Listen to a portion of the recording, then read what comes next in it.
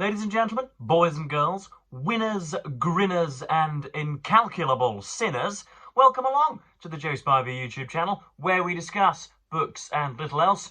And never has there been more prominent proof that this is an island nation in which I live than the dramatic weather changes over the last 24 and 48 hours. Yesterday was boggy and dark and gloomy and Costa Rica-esque, and one of those days where you really did feel as if you could butter the air in front of you, so solid was it.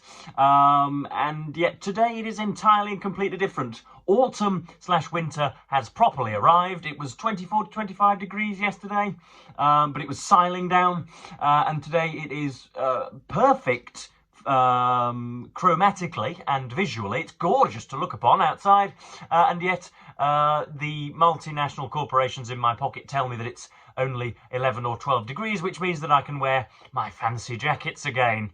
So there we go. It's the brightness is hopefully reflecting nicely on your host. Now, a few things to discuss. I suppose this would class as a Sunday special, a Spivey Sunday special. We have another swish of the Assassin's Cloak, our diarists throughout the months and years. Today, of course, we are covering the 21st. Yes, the 21st of September, from the 20th, 19th, 18th, and centuries and further back. We've got some Franz Kafka, some Virginia Woolf, and some William Shirer.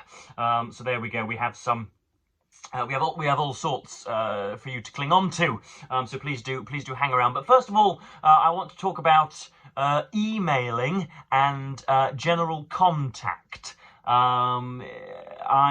At the start of my YouTube journey, what a facile and noxious phrase that is, but at the start of my YouTube journey, I quite regularly received, well-rounded and rather hearty thanks and compliments and all the rest of it, and then engaged in greater and more in-depth bookish conversation with all of you, or very many of you, probably totaling 60 or 70.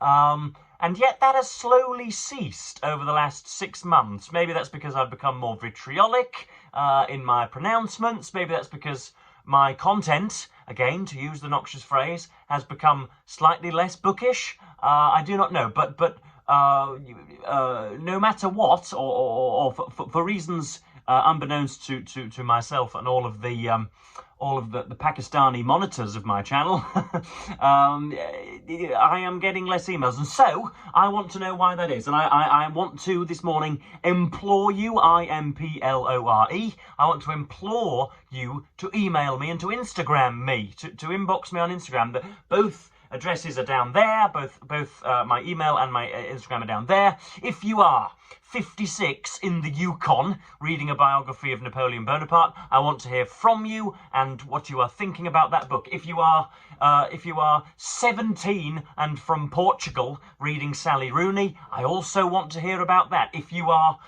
86 from Missouri and you're reading Washington Irving, I want to know about that as well. If you are not totally bookish, or if you're undergoing a reading slump and your partner's doing your head in, or you've got your face in the toilet basin because you had 14 pints of Foster's last night, if you're trimming the birds because you're 92 and you're up particularly early, I want to know, okay? There are no qualifying characteristics. If you are a lover of this channel, if you are a long-time erstwhile follower, you must, on penalty of imminent spiritual death, either email me or contact me on Instagram. I want to know more of you. I have slowly become disconnected with my subscribers, not through want of trying, but simply because none of you can be asked to nudge me. And so I am, as I say, putting out a call for you to email me. That would be really, really nice to hear from more of you, to hear what you're reading, and heaven forfend how you're responding to my output. But there we go. So just before we get to the Assassin's Cloak, I have one more thing to say, and that's... Oh, is that the... yeah, that's the double glazing people just across the courtyard. They are removing a window from its frame, and it actually it's got a small banner over it which names it as the Overton window, and they're just moving it. They're moving it quite far right on a in a very quick way. And I think, as you can jolly well tell, if you listen. If you listen attentively, you can hear the Overton window moving very quickly. Right, I joke and jest, of course. I was watching the BBC Question Time just yesterday morning, which was I think the programme was actually filmed on Friday night or Thursday night, and Piers Morgan, who has a very well attended YouTube show, who is an agent provocateur primarily. He knows what is good for him. He knows how to inflate his numbers. He knows how to further his career. He knows how to load his wallet. And of course, he has himself made a shift towards the Trumpian right. He compliments Donald Trump at every opportunity. He daren't criticise him, and he has shilled for the Trump administration solely so that he has the pleasure of fielding Donald Trump's calls in the back of a taxi, okay? He has sacrificed all journalistic integrity just so that the Mango Mussolini can give him a call on a fortnightly basis. He went on Question Time. You'll sense negativity here, I'm sure already. He went on Question Time and said that he would not hesitate to have the UK, United Kingdom, His Majesty's horses and men. He would not hesitate to have the military parading the streets and stopping all boat-bound immigration into the United Kingdom. That is quite the shift, and I can't remember just how much applause it elicited, but yeah, I sense that Dominic Cummings was right when he said that the general person, the general man, if such a person exists, is way more left-wing and way more right-wing than we commonly suppose. And it's a sign here because I have my own Winston Pooh, who is, there he is giving a little wave. He is my amanuensis and my confidant. And you know, just something of a temperature taker in this room around about here. And even Winston Pooh is becoming dangerously right wing, because if I ask him, you do believe, do you not, Winston, that that Donald Trump was right to revoke birthright citizenship in the United States? He does. Look, there you go. He's roundly agreeing with that. You do believe that the British people are wise in selecting Nigel Farage ahead in the polls. He does also believe that, and you also believe that most brown people within a 10-mile radius should probably be executed in rural Poland, don't you, Winston? He does. He believes that. And that's because he only reads the Daily Mail and watches GB News. But there we are. That's the otherwise cute and personable Winston Pooh, who has become an undesirable capital C Conservative. There we go. That's Winston Pooh. He'll say goodbye, and I will leave him on the bed. But we do finally arrive to at the focal point of today's video. We have The Assassin's Cloak, which is an anthology of the world's greatest diarists, edited by Irene and Alan Taylor. This has been quite the tool, quite the component for me when I have been, for many different reasons, when I cannot discuss the books I'm reading, when I am without many video ideas, when I cannot do a TBR or a response video, when I cannot simply berate the world in an octogenarian fashion, when I need something, this has very seldom disappointed, and it has been similarly reliable today. So we have, from the 21st of September, we have Franz Kafka in 1917, Virginia Woolf in 1919, William Shirer in 1940, and Norman Lewis in 1943 from Naples. So we shall get into those. So we've got something from an infantryman, something from a sort of a correspondent, wartime correspondent, something from Virginia Woolf and Franz Kafka. So here we go. This is from 1917. This shows Kafka in all of his overly contemplative zeal. He did go into things rather too much, and he was a little bit sallow and a little bit sad in much of his writing. But you know, this is his personality. Who's to say, had I been born in the early 20th century, that I wouldn't have been likewise a little tearful. But here we go. This is him discussing his life. Phyllis Bauer was here, that's a girl, travelled 30 hours to see me. I should have prevented her. As I see it, she is suffering the utmost misery, and the guilt is essentially mine. I myself am unable to take hold of myself, am as helpless as I am unfeeling. Think of the disturbance of a few of my comforts, and, as my only concession, condescend to act my part. Again, he's really, I don't know, he's not a very welcoming diarist, is he? In single details, she's wrong. Wrong in defending what she calls, or what really are, her rights. But taken altogether, she is an innocent person condemned to extreme torture. I am guilty of the wrong for which she is being tortured, and am in addition to the torturer, and am in addition the torturer, for goodness sake. With her departure, the carriage in which she and Otla, that's Franz's sister, are riding goes around the pond. I cut across and am close to her once more. And a headache, the last trace in me of my acting. The day ends. Now that, if you are in any state of confusion, that is awful writing.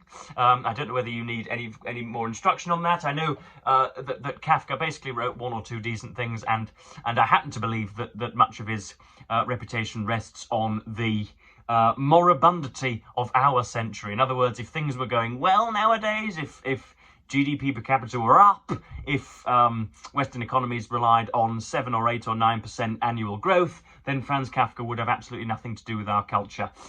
He is, a very, very sad man. Of course, the Metamorphosis is very, very good, but anything else that I've read of Kafka, the diaries or other short stories or other extracts have been, again, low and very, very depressing, but not in a gainfully depressing way. You can write about your sadness, and you can write about your introspective nature without putting readers off. And I find Kafka putting me off very, very often. Anyway, we have next up from the 21st of September 1919 from Virginia Woolf. By paying 5 shillings, I've become a member of the Lewes Public Library. Lewes, just a place outside of Brighton. I have myself visited it when observing the local cricket side. It is an amusing place, full of old ghosts, books halfway to decomposition. A general brownness covers them. They are as much alike outwardly as charity school children. Most have shed their boards years ago and been recovered in brown paper. Now, again, I want to know from Irene and Alan Taylor whether they have taken extracts from individual diaries or whether they have given them unadulterated, because, or whether they have given them unbroken, because I can't think Virginia Woolf simply wrote 5 or 6 lines and then thought her day's work done. But that's all that we get. We get a comment on a library and how the books are aging. Next up, we have in a far more influential or far more far more important matter. We have from the 21st of September 1940 from Berlin, William Shirer, famed for writing the Rise and Fall of the Third Reich, and in his interrogation of Nazism as it was germinating and as it was becoming prominent and as it was accruing followers. So here we go. This is in 1940, of course, September 1940. So Hitler is the unquestionable demagogue and ruler of an entire country, and he's looking to expand. X came up to my room in the well, he's doing more than expanding. He is, in fact, waging war on these sovereign islands, isn't he, about this point? X came up, so this is William Shirer reporting. X came up to my room in the Adlon today, and after we had disconnected my telephone and made sure that no one was listening through the crack of the door to my next room, he told me a weird story. He says the Gestapo is now systematically bumping off the mentally deficient people of the Reich. The Nazis call them mercy deaths. He relates that Pastor Boschelsving, what a name that is, by the way, he relates that Pastor Bodelschwing, who runs a large hospital for various kinds of feeble-minded children at Bethel, was ordered arrested a few days ago because he refused to deliver up some of his more serious mental cases to the secret police. Shortly after this, his hospital is bombed by the British. Must look into this story. So there we go. That's William Shirer in a sort of, again, a sort of merciless and amoral way, discussing the mercy deaths of the Nazis. Notice there was no critical adjectives put before any mercy deaths. There's no clear intent on Shirer's part to deprecate. He is just reporting as seen. But those are the mercy deaths whispered about in 1940, which would be properly weaponized and industrialized by the middle of that decade. Next up we have Norman Lewis, and last up we have Norman Lewis from the 21st of September 1943, from Naples, from the eye of the storm. This evening, for the first time since the landing, we were allowed at last to contribute to the war effort. Someone at Army headquarters reported suspiciously flashing lights at night in the village of Castello Castelluccia, and someone else remembered the presence of intelligence personnel in the camp. So we were sent up to make a stealthy Indian approach through the darkness and catch the supposed spy who was presumed to be signalling to the enemy in the hills. We surrounded the village, waited for the light to begin its flashing, and then moved in, only to capture a man with a torch on his way to the single outside latrine used by the entire village. So there we have a little bit of the folly and the farcical nature of warfare, when intelligence is incorrect and you think you're about to capture an enemy when in fact it is just a local looking to urinate of a night time. Anyway, so that was a little bit of a Sunday special for me. I am tempted to still create and publish and post book reviews and bookish content, but because I am so exercised by the current political moment, because I feel myself so unfairly represented in the world and national medias, I feel that I ought to do response videos to other political YouTube videos. I would quite like to become partly at least a commentary channel as well, because that's where I shine brightest at the moment. That's where my fervour and my anger is best served, best put to use. So I may do that, or you may find it discreditable. I do not know. But yeah, as I say, please do email me about whatever and whichever issues you think would interest me. And yeah, let me know how your days are going, how your reading is going. I want to feel less lonely. I have 3.7 thousand subscribers, and yet not one of you sorry sods feels the need to email me, and you should. Okay, we can have correspondence. I'm not going to jump through the screen. I'm not going to harass you. I'm not going to send you pictures of my glossy phallus. All right, all will be well. All will be fine. It's all safe and all nice. Please do let me know how you are, what you're doing, and how much caramel you've eaten of this Sunday. So please do that. But yeah, I think my video has run its course now, hasn't it? So I will, as per usual, thank you ever so much for watching BookTube, and bid you the fondest of all earthly farewells.